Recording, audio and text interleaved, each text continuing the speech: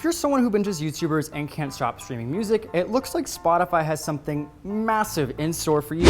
What's up? It's your boy Andy Lawani here from Reach TV Studios, and you're watching What's Trending. Be sure to like and subscribe for all that social media news daily, today, tomorrow, every day you need, and hopefully you come back every time. Now, Spotify is one of the biggest streaming platforms on the market.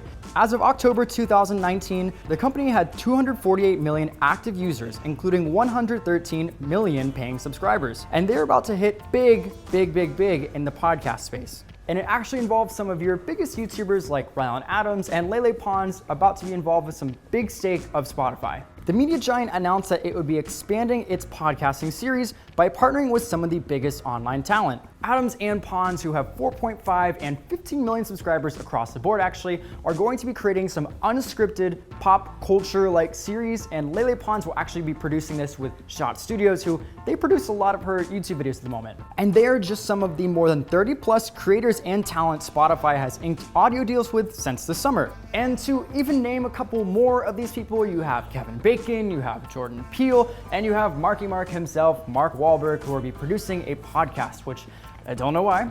Will I still listen to it? Probably. Absolutely. I will listen to it. Oh, and did we mention that the Obamas will have their own podcast too? Spotify sealed an executive partnership with the former first couple and production company Higher Ground as a part of their key strategy to make eye-catching impacts with public figures. Because every big, presidential figure needs a podcast. Donald Trump does not need one. It's fine. He can stay on Twitter. I don't even want to see him there.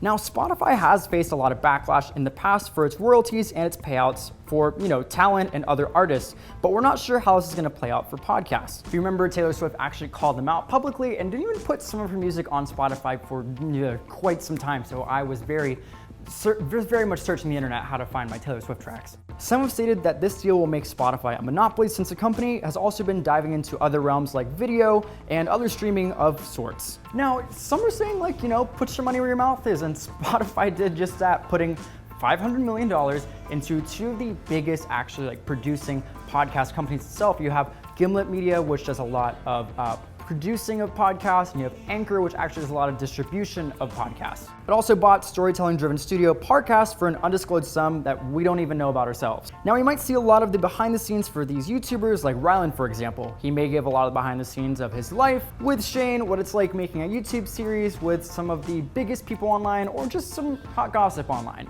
Now, what do you think of podcasts, and what do you think Spotify is going to do with that market?